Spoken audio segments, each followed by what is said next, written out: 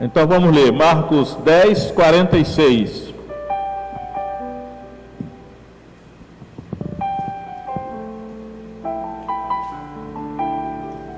Diz assim: depois foram para Jericó, e saindo ele de Jericó com seus discípulos e uma grande multidão, Bartimeu, o cego, filho de Timeu, estava assentado junto do caminho, mendigando. E ouvindo que era Jesus de Nazaré, começou a clamar e a dizer: Jesus, filho de Davi, tem misericórdia de mim. É interessante que uma outra versão popular diz assim: tenha pena de mim. E muitos o repreendiam para que se calasse, mas ele clamava cada vez mais: Filho de Davi, tem misericórdia de mim. E Jesus, parando, mandou que o chamassem. Então chamaram o cego, dizendo-lhe: tem bom ânimo, levanta-te, que ele te chama. E ele, lançando de si a sua capa, levantou-se e foi ter com Jesus. E Jesus, falando, disse-lhe: que queres que te faça? E o cego lhe disse: Mestre, que eu tenha vista. E Jesus lhe disse: vai, a tua fé te salvou. E logo viu e seguiu a Jesus pelo caminho. Eu quero comentar inicialmente essa questão que ele estava mendigando, ou seja, pedindo esmola, pedinte, indigente, esmolé. Esses são todos sinônimos de que ele era uma pessoa que pedia esmola, era um mendigo. E aí eu observo o seguinte, irmãos, que as nossas ruas da nossa cidade estão cheias de pessoas pedindo esmola, às vezes sob várias justificativas, né? E aí eu observo também que a nossa geração é uma geração, em grande parte, até mesmo a igreja, que desprezam a palavra de Deus. O que é a palavra de Deus? Quando eu digo, é o livro, a escritura, né? Deus já deu orientação para a humanidade viver bem, mas a humanidade, em grande parte, despreza e ignora as orientações de Deus através do livro, a escritura sagrada, e aí se dá mal. Porém, a nossa luta é para manter a nossa mente focada naquilo que Deus orientou, a maneira como Deus disse que as coisas devem ser, porque é para o nosso próprio bem. E aí, a pergunta que eu quero fazer é: por que este homem estava mendigando, né? Ele estava pedindo esmola. Nos leva a pensar em pobreza, miséria, indigência. E aí eu acredito que é muito vergonhoso, é muito humilhante para um ser humano pedir esmola. E aí eu quero pensar o seguinte: o que leva uma pessoa a pedir esmola? A tipo assim, chegar no fundo do poço é muito humilhante.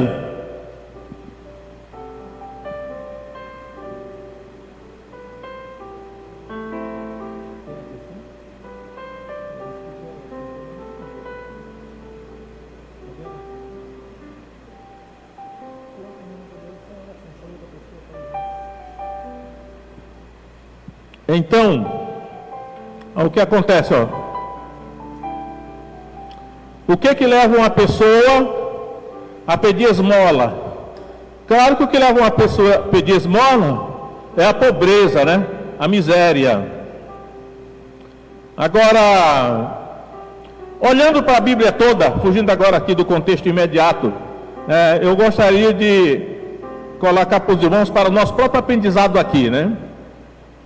É tipo assim: o que leva uma pessoa a pedir esmola?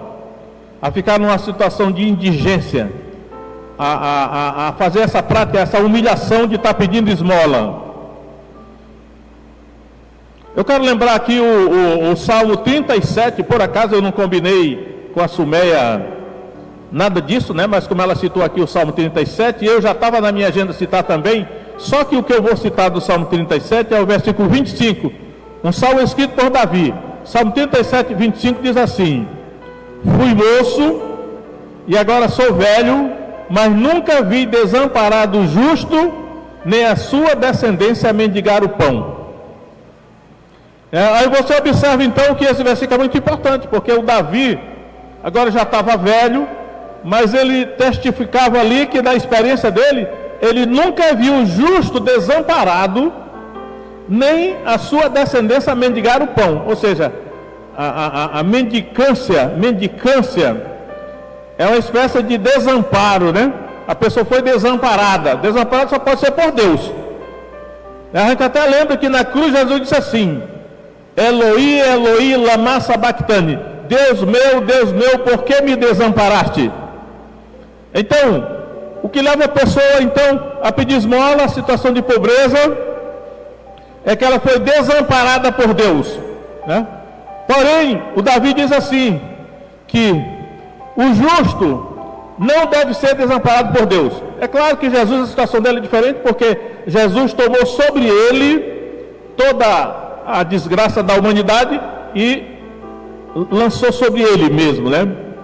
Mas o testemunho da Escritura é que o justo não é desamparado e que a sua descendência não deve mendigar o pão.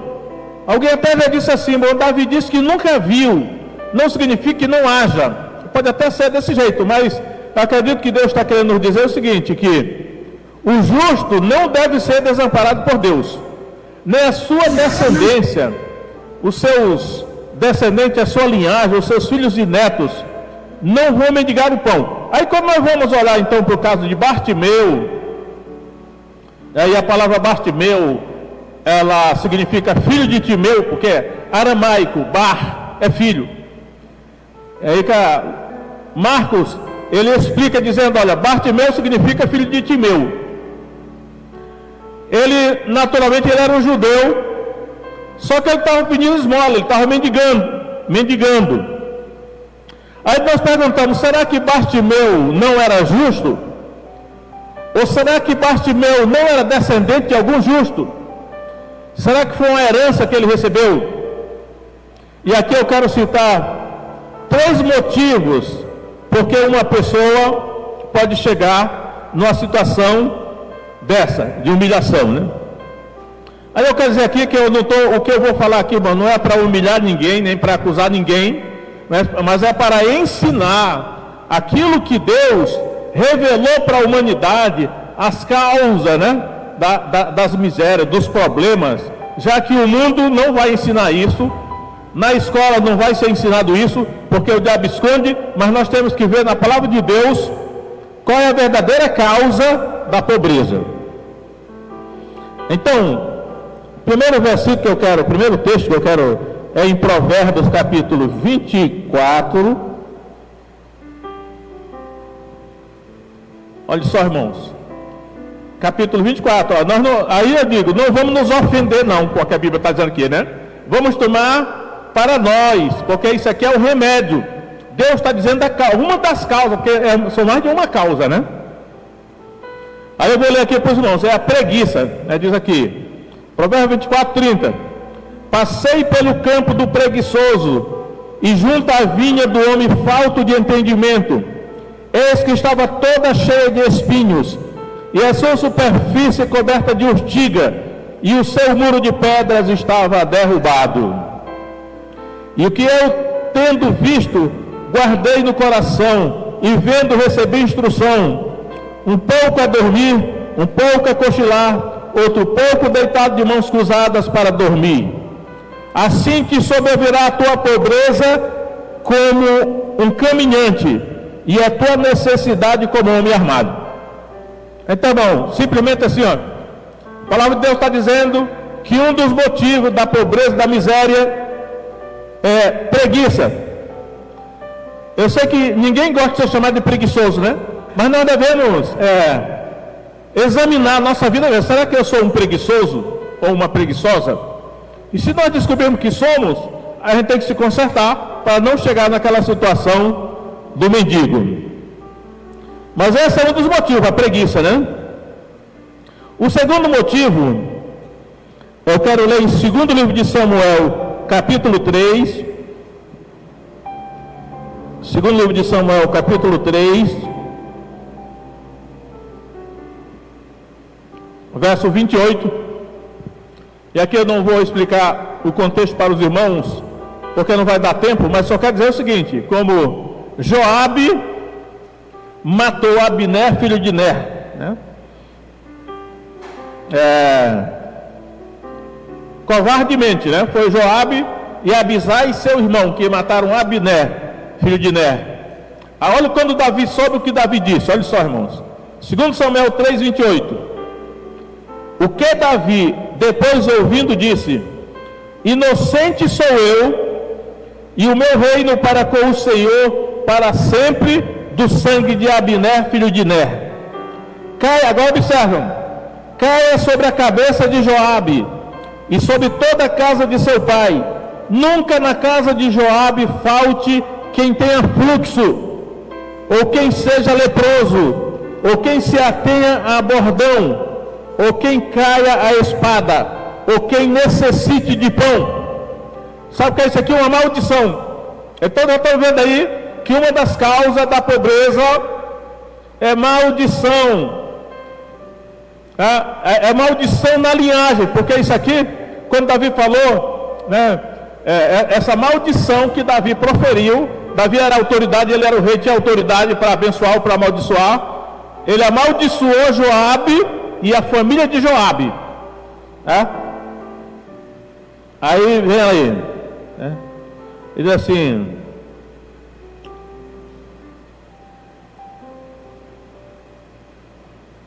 nunca na casa de Joabe falta quem tem a pobreza. Ele lançou uma maldição na família. A pobreza é só um dos fatores dessa maldição, né? Que ele diz aqui: quem necessite de pão. Essa maldição, quem necessita de pão, é a pobreza, é a miséria, é a falta de comida. É uma maldição. Aí o mundo pode até dizer, talvez até alguns pastores ou outros crentes vão dizer: isso aí é superstição, não vale mais não, mas é a palavra de Deus, tá? Ou nós acreditamos no que Deus revelou na sua palavra, nós não acreditamos. Isso aqui é uma maldição, tá? Isso aqui não é brincadeira não, é a palavra de Deus. Aí eu pergunto, na época do Novo Testamento, tinha alguém da família de Joabe? Será que Joabe deixou algum descendente? Hoje tem algum descendente de Joabe? Mas é uma maldição.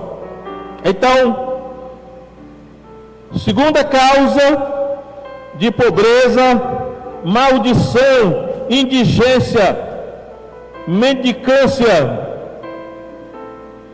Agora, a outra maldição, eu vou citar mais um texto sobre maldição. Josué 9:23. Novamente, não vai dar tempo de explicar o contexto, mas Josué 9:23. Quando os gibeonitas da cidade de Gibeão, eles enganaram Josué e os príncipes de Israel, mentindo, fizeram uma aliança de paz, que estavam com medo. E quando Josué soube que tinha sido enganado pelos gibeonitas, Josué lançou uma maldição sobre eles. Olha a maldição que Josué lançou. Eu digo, a maldição não é de qualquer jeito, tem que ser uma figura de autoridade.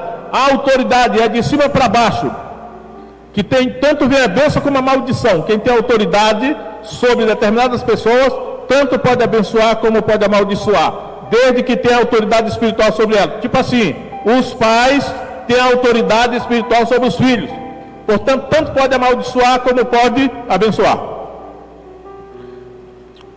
Veja aí, Josué 9:23, a maldição que Josué lançou sobre os gibeonitas.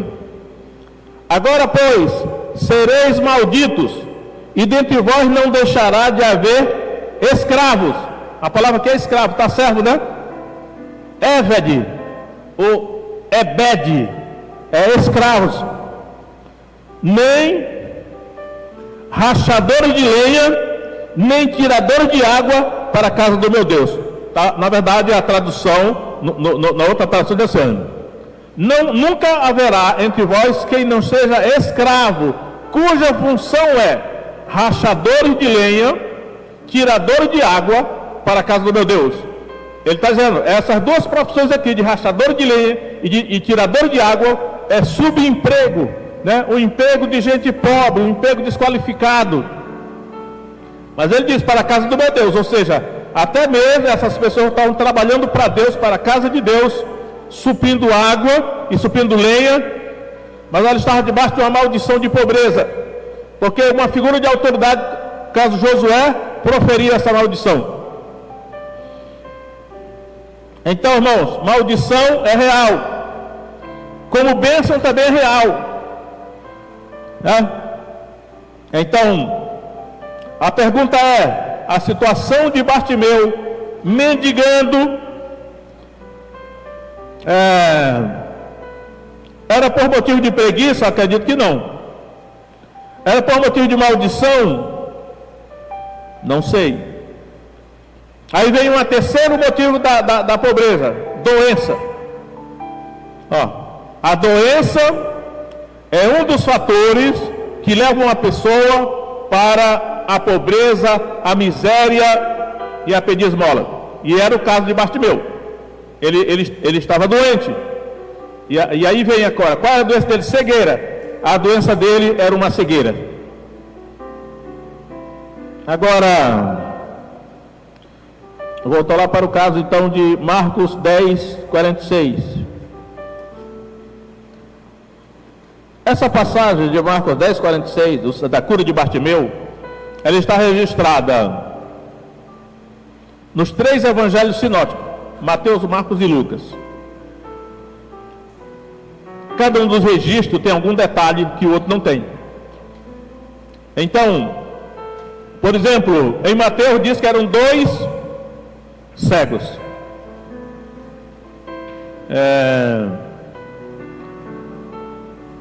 Mas não tem problema, né? E aí o que acontece, irmãos? Eu quero destacar aqui, Jesus curou a cegueira de Bartimeu. Então, ainda que depois que ele foi curado, provavelmente ele pôde trabalhar. Ele pôde trabalhar para não cair na situação da preguiça, né? Ele pode ser diligente. O livro de Provérbios fala muito de ser diligente. Aliás, o diligente é o contrário do preguiçoso. Tem o preguiçoso e tem o diligente. O diligente é o trabalhador, né, que se mata de trabalhar. O diligente assará a sua caça, mas o preguiçoso tem medo até de levar a mão à boca. Então, o livro de Provérbios faz muito essa comparação. E aí, quando Jesus curou Bartimeu, Jesus disse assim: vai, a tua fé te salvou. Aqui em Marcos está assim, né? Vai, a tua fé te salvou. Ou seja, Jesus então revela que quem salvou Bartimeu foi a sua fé. Ou seja, a fé de Bartimeu em Jesus, ela supriu a maldição, supriu a preguiça, ela supriu a doença.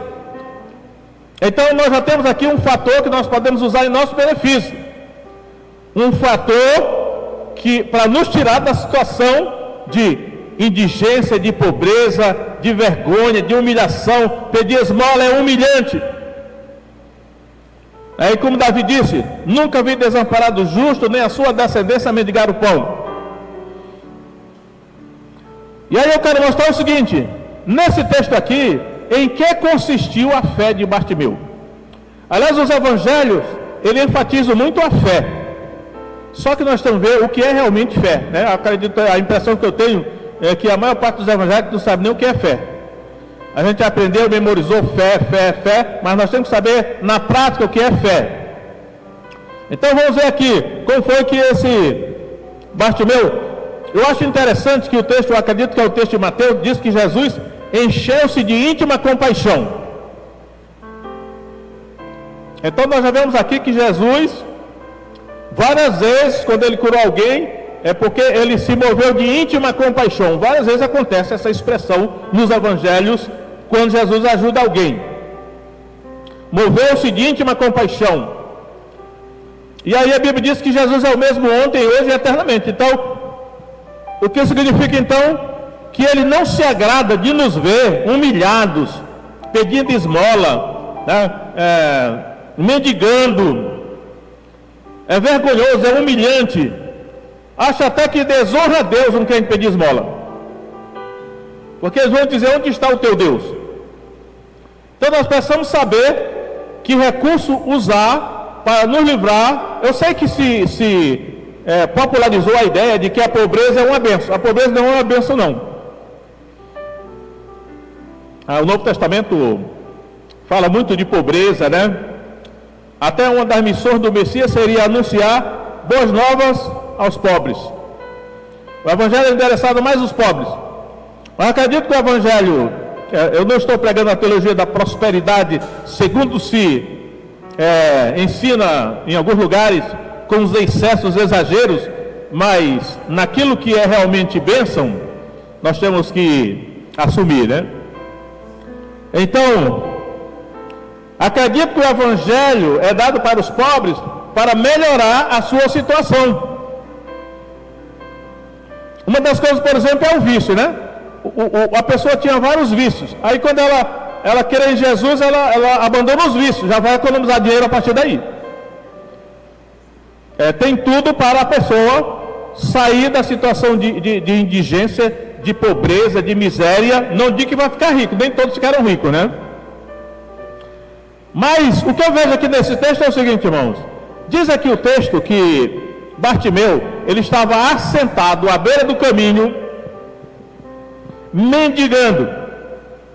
E aí ele ouviu um barulho, ele ouviu um ruído de uma grande multidão, porque diz aqui que Jesus, os seus discípulos e uma grande multidão passavam por ali.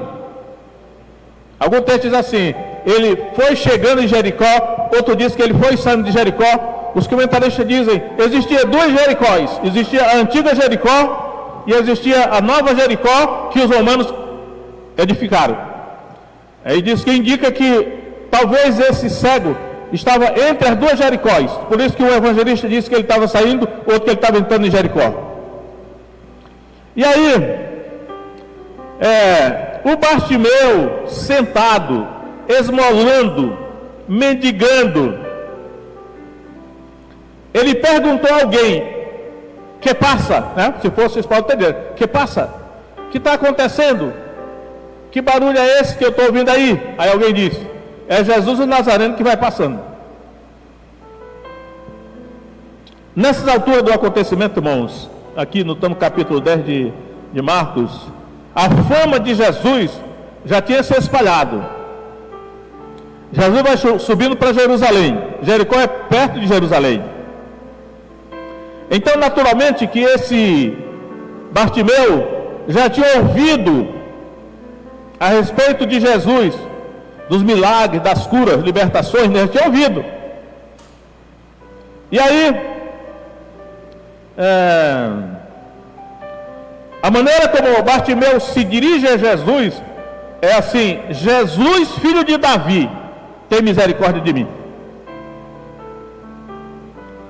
O comentarista observa que é a primeira vez no Evangelho de Marcos que esse título é um título messiânico. Os judeus sabiam que o Messias era filho de Davi. Então, quando Bartimeu se dirigiu a Davi, a Jesus, tratando como filho de Davi, ele estava reconhecendo que ele era o Messias. Jesus, filho de Davi, tem misericórdia de mim. O outro evangelista diz assim: Senhor, filho de Davi, tem misericórdia de mim. E aí, irmãos, eu vou destacar aqui um ponto que está no texto, que é o seguinte: olha só. Eu tenho observado que Deus, Ele coloca a oportunidade ao alcance da nossa mão, ao alcance da nossa voz. Ele coloca a oportunidade ao nosso alcance. Mas tem uma parte que é nós que pensamos. A fé de Bartimeu consistiu em ele reconhecer a oportunidade que Deus tinha colocado na frente dele, ao alcance da voz dele. E isso é um princípio espiritual. Deus sempre vai colocar a solução ao alcance da sua fé. Só que é o seguinte, Jesus ia passando, né? Ele ia passando. Todo o texto parece em movimento, está em movimento, Jesus ia passando. Ele não está dando confiança para ninguém. E aí é um princípio espiritual. Deus sempre vai colocar a solução do seu problema ao alcance da sua fé. Só que se Bartimeu tivesse ficado calado e parado, não tivesse feito nada, ele não tinha recebido a bênção. Bartimeu podia pensar assim: na hora que Deus quiser ele me cura, eu vou esperar em Deus, não vou fazer nada, esperar que Deus é que vai resolver. E não é assim que as coisas funcionam. Deus colocou Jesus ao alcance da voz de Bartimeu para que ele exercitasse a sua fé. A fé de Bartimeu consistiu em reconhecer que aquela era a oportunidade que Deus estava dando para ele e que ele pensava clamar. E ele começou a clamar. E assim, ele começou a clamar. Clamar é falar em voz alta, é gritar. Aí eu percebo também que a oportunidade que Deus nos dá, ela tem o tempo, é o tempo e o modo, né? Se passar daquele tempo, talvez você perca a oportunidade. Se ele tivesse demorado muito, à medida que Jesus ia caminhando, e ele tivesse demorado mais a clamar, quando ele fosse resolver clamar, Jesus já estaria fora do alcance da voz dele. Então a fé consistiu e consiste para nós também em nós reconhecermos que Deus colocou a oportunidade ao nosso alcance para nós fazermos a nossa parte. No caso aqui foi clamar. Isso é fé. É a mesma coisa que nós precisamos fazer. Se reconhecer que Deus colocou a oportunidade ao alcance da sua voz, clame. Mas aí as pessoas que estavam ali na multidão mandaram ele calar a boca, né? Cala a boca, não incomode mais o mestre, não incomoda o mestre. Só que aí vem a segunda coisa, irmãos. Bartimeu não era homem de se intimidar com a oposição.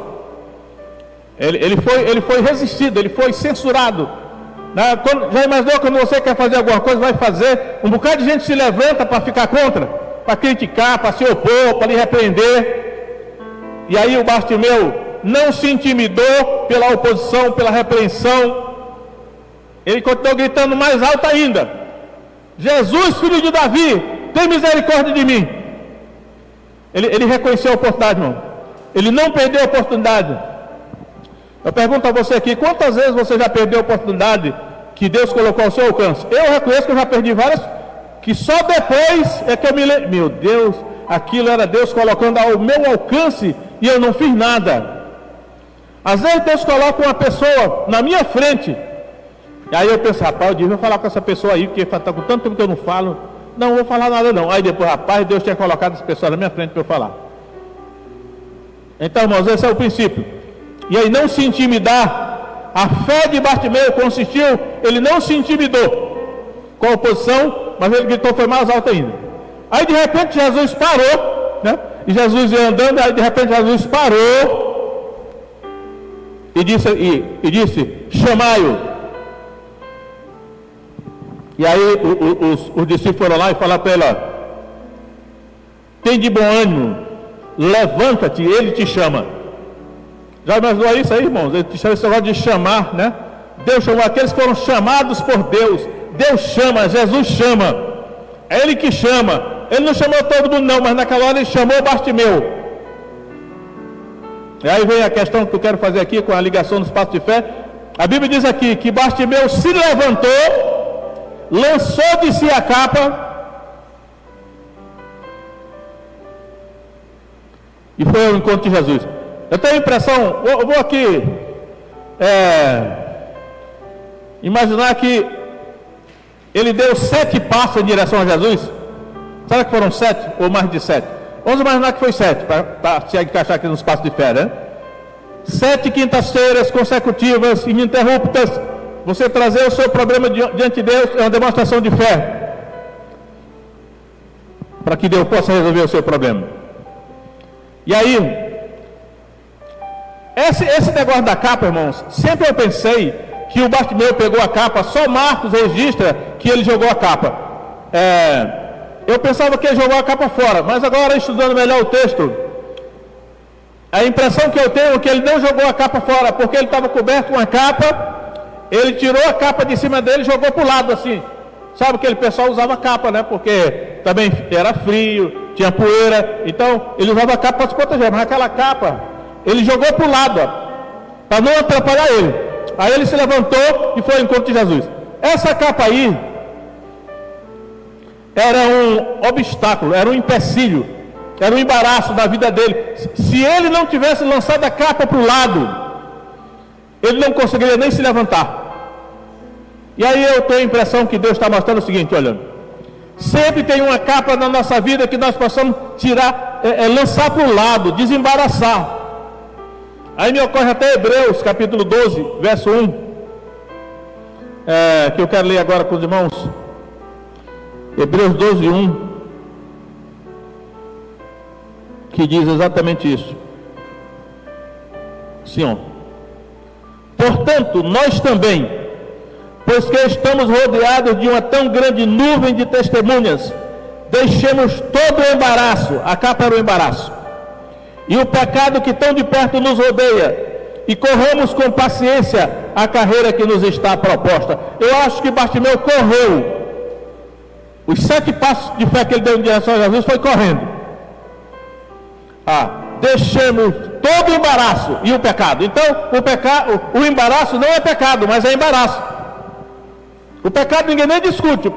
Temos que deixar agora. O embaraço, às vezes, nós não queremos deixar. Não é pecado o embaraço, mas é preciso deixar. E eu acredito que a capa de Bartimeu embaraçava os seus passos. Se ele não tivesse lançado, ele lançou a capa para o lado, diz aí. E aí quando ele chegou diante de Jesus, Jesus disse para ele assim: o que queres que eu te faça? Um outro princípio é esse, irmão. Quando você for pedir algo a Deus, peça algo definido, né? Tem gente assim: eu vou sentar na cadeira da bênção, o que você vai pedir para Deus? Não, eu quero que olhe para a minha família, ore por mim. Não está dizendo nada, irmão. O que você quer mesmo? Defina, especifique, dê detalhes. Não, eu quero um emprego, preferentemente numa sala com ar-condicionado, computador, que seja no primeiro andar, porque eu tenho medo de elevador. Eu quero que trabalhar só até meio-dia. Tu vai dizendo, especificando o detalhe. Dizem que isso é fé, eu acredito que seja mesmo. Eu não vou radicalizar tudo isso aqui, né? Mas é nessa direção.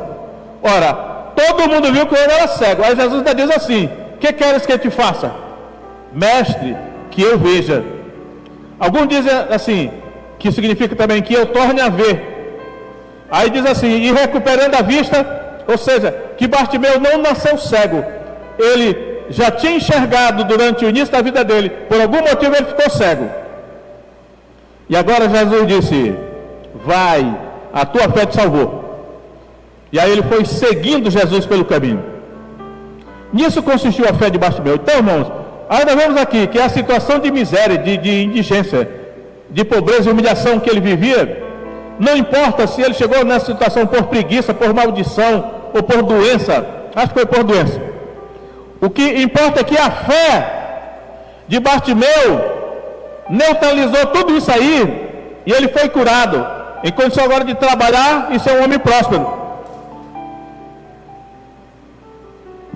E nós podemos fazer a mesma coisa. A fé consiste nisso, né? A pessoa pensa assim: não, fé é só acreditar. Não é só acreditar, não. A fé consiste nas suas ações, né? E Deus vai sempre colocar a oportunidade de resolver o seu problema diante de você. Aí você tem que fazer a sua parte. Isso é fé. Então, vamos orar agora.